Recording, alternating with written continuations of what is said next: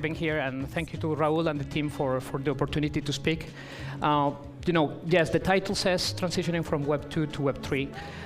Maybe, apologies, maybe a bit misleading. I think that what we want to focus is the transition from a TradFi regulatory environment to a crypto regulatory environment. It kind of mimics the path that I have followed. As Emilio said, I have spent a lot of time, in the traditional financial services sector. And basically what I want to do with this talk is to try to say, okay, good, we have been talking a lot about regulation, about where we're coming, about where we're going.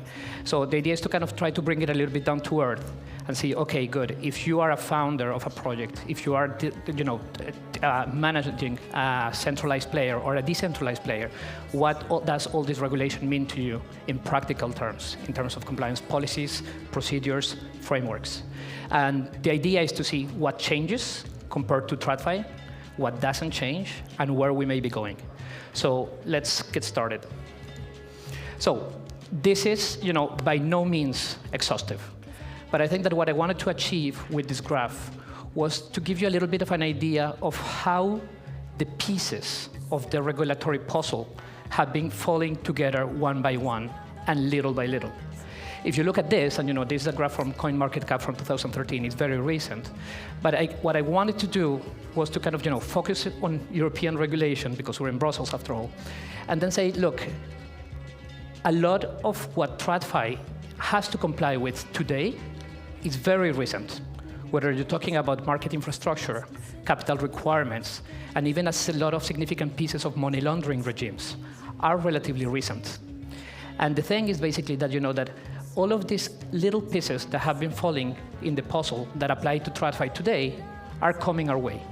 So basically what we have been seeing in this time from 2013 to 2018, as applying to TradFi, we're going to see them in our side of the world a couple of years down the road, and we'll see how.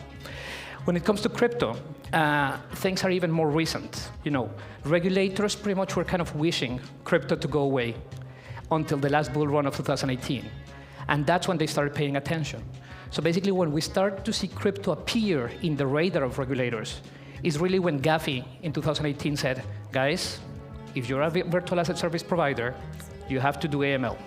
And this applies to all of that. And that was kind of the starting gun in what became the race to then start cascading down to national regimes. And that brings us where we are today. And then it moved from AML to other topics. Then IOSCO, FSB, all of the other international bodies start to say, okay, it's not just AML, it's stablecoins, it's prudential requirements, it's systemic risk, it's DeFi. We have to get our house in order, and we have to figure out how to regulate this. And this is how we end up with this huge flurry of regulations and pronouncements and consultations that we have seen in the past couple of years. So what I want to do in the next slide is kind of try to group that into some categories that maybe make it easier to understand where we are and where are we going. So I like to talk of them like buckets. And basically, if you place all of those texts and all of that regulation and all of those consultations in categories, I get to 4, one of which is about to disappear, but that will take a little bit of time, and then we have the other 3 that coexist, or maybe more. But basically, where are we today? We're in the lower left-hand corner. What we have today in most countries are registration regimes. Registration regimes are mostly focused on AML. So if you remember, Gafi said, if you're a VASP, you have to apply AML measures. And basically, every national government after that started transposing that. You had it in the Fifth Money Laundering Directive. You have it in the UK MLRs. You have it in every single country because that's recommendation 15 of Gafi. Then Gafi said, there's also recommendation 16, you have to apply the travel rule. That's identifying the beneficiary and the recipient, the sender and the receiver of virtual asset transfers, for example.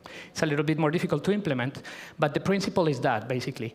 In that part of the bucket, if you are a centralized player, you have to take the AML rulebook and apply it wholeheartedly. There was no adaptation. Basically, what countries did was just say, this is the low-hanging fruit. I'm just going to add a phrase here that says that in addition to applying to banks, insurers, gambling firms, etc., it applies to virtual asset service providers. And there you go. You take it. And if you want to get a PSAN registration in France, in Belgium, in Germany, anywhere these days, the focus of the dossier is AML. That's today. The thing also with that registration regime is that, it's more or less 4 or 5 years old. If you look at France, we're talking 2019. If you look at the UK, it's 2020. And other countries came afterwards. In Belgium, it's about a year old, for example. But the thing is that we have enough time to have moved from the part of defining the rules to enforcing the rules. So under this bucket, we have started to move to the enforcement stage. And we're starting to have a lot of examples about what regulators expect in real life from a centralized service provider. We had Coinbase that had to pay $100 million to the New York Department of Financial Services for AML failures. We had Bittrex, $25 million for sanctions failures. Poloniex, $7 million for sanctions failures. Kraken, $1 million. So it goes to echo what another participant said earlier. If you think compliance is expensive, try non-compliance. Think about that, how that fits in your business plans. It can make a big hole. So that's kind of the scary part. The good part is that since it's the same rule book that applies to TradFi, and that TradFi has been applying forever, we know what to expect. And if you're in compliance, or even if not, I would encourage you to read all of the settlement decisions, because they're a mine of information about what to expect. And they contain a lot of what we call compliance-first principles. If you have transaction monitoring, don't let a backlog of alerts build up. If you have to do enhanced due diligence, do it properly and not let them access your products without completing the enhanced due diligence. If you're relying on a third party to do parts of the due diligence process for you, check the quality of what they're doing. If you're doing IP address monitoring and you see that people are logging off from Iran, cut them off. So it's the kind of stuff that seems obvious sometimes, but it's just basic hygiene, and it's stuff that that every compliance program should have. So that's where we are today, and that means that a lot of the staff that is staffing the compliance teams in crypto projects is very much AML specialists. But what's happening, we're moving to the second bucket. And the second bucket will progressively replace the first one. So what happens in the second bucket? We get to a holistic compliance approach. It's not just AML. You start to find all of those friends that we saw in the previous slide. Market abuse, consumer protection, risk disclosures, suitability, prudential requirements, conflicts of interest. So basically, if you're a new project that's starting today, you have to do everything that TradFi compliance officers built over 10 years in one go to get your licenses. And I'm not going to underestimate the amount of time and resources that takes. It takes time, and it takes a lot of effort, and it's coming quickly. The good news, again, is that, that we're working with an existing rulebook. There's a number of best practices when it comes to how to implement conflicts of interest. There's a number of good practices about how to prevent market abuse, etc. So basically, here, since we're working on, broadly a principle of taking existing rule books and transposing them to compliance, you have skills in the market that can come from other industries and basically can take those transferable skills to build sound compliance frameworks for a crypto firm. What do they need? They need to adapt to the specifics of crypto. They need to be able to show to the regulators, okay, I have these principles that are risk management principles that apply to every financial services activity, but I have these risks that are specific to crypto. Anonymity enhancing techniques, any chain hopping for layering, proceeds of money laundering, etc., whatever. But basically, you have to take that way of viewing risks from TradFi and say, good, this is how I apply it to crypto, and I add that crypto layer. The other thing that we have to keep in mind when transposing things to crypto is that we have a number of specific tools, because crypto has superpowers. And one of the superpowers that it has is on-chain data, and you all know that. And you know that this is kind of that thing that we keep telling regulators. Because of on-chain data, we're able to know that only 0.25% of transactions are related to illicit activity. TradFi doesn't have that. You have to guesstimate, something. So that's good, and that's a very, very powerful tool. But in a way, it's a double-edged sword. Because if you have all that data, and you're screening all those wallets, and Elliptic and TRM are telling you this wallet is medium risk because there's indirect exposure to a high-risk party 5 hops down the road, the regulator is going to ask you, what do you do with that information? So it's not enough to get that Elliptic license. You have to take that Elliptic license, or whatever license you have, and basically build it in a transaction monitoring program that says, OK, how do I square those alerts against my risk appetite? How do I investigate alerts? How do I avoid creating a backlog? How do I tweak the scenarios to make sure that they remain relevant? How do I identify new trends, new analysis? Basically, compliance is a living thing. There's no rest. Once you get the registration, it never stops. That's bad news too, but hey, that's the way it is. But anyways, basically, that's the way that we're going. So, so the compliance that we have in kind of centralized players today is going to look increasingly like the other one. The other thing that I want to say with that data is to also to be mindful that, that on-chain data, just as I can enter any wallet on Elliptic and get a risk score, just as I can enter any exchange name on TRM Labs and get a view of their counterparties and the risk, any regulator can do the same thing.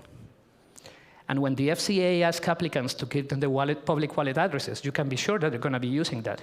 And when they come do supervision of an exchange or somebody that they're supervising, they will be able also to take on-chain data and say, these guys have a lot of exposure to sanctioned parties. I'm going to focus my investigation on that. So be careful, because it's a great tool, but it also has a double-edged sword. I'll move then to the third and fourth bucket, and it's basically where we're getting to the new stuff. Stablecoins, DeFi, NFTs, basically those are the new products that crypto brings. And they bring their own sets of risks. And here, we're not so much in a thing, OK, same rules, we're going to take the book and we're going to apply it and do some tweaks. We need more and more bespoke regimes. So in the case of stablecoins, we're seeing all of those chapters in MiCA. We're seeing the proposed bills in the UK, in Hong Kong. And basically they're saying, OK, we're going to build a bespoke regime for stablecoin issuers. It has also some of the same principles: transparency, governance, risk management, disclosures to investors. So in the end, even if we're moving to a new approach, that means new rules, the principles don't change fundamentally. And that also applies to the fourth bucket, which is DeFi. Up to maybe 6 months ago, I would have said, that's the complicated stuff that we're kicking down the road. But we're not doing that anymore. In the past 3 months, Treasury in the US published the risk assessment of DeFi. ACPR published their own consultation. Hong Kong published also something. The EU published something last week, I think. And basically what's coming out of these consultations and these documents is DeFi is not escaping. Gafi already said it in 2021. You can stick the name decentralized on something, but that doesn't make it so. But I think that here, and even in the other buckets, we still have a lot to play for. Because basically, regulators will say, it's the same risks, I'm going to apply the same rules. And that's not true. The risks of DeFi and the risks of a lot of our products are not the same. What we need to do is to shift the conversation from same risks, same rules, to same risks, same outcomes. And the UK regulator and IOSCO have started to acknowledge that. And I think that the way that we need to take that conversation for these regimes that are going to starting to take shape is to be able to turn around that conversation and tell the regulators, fine, we're not going to argue with your outcomes.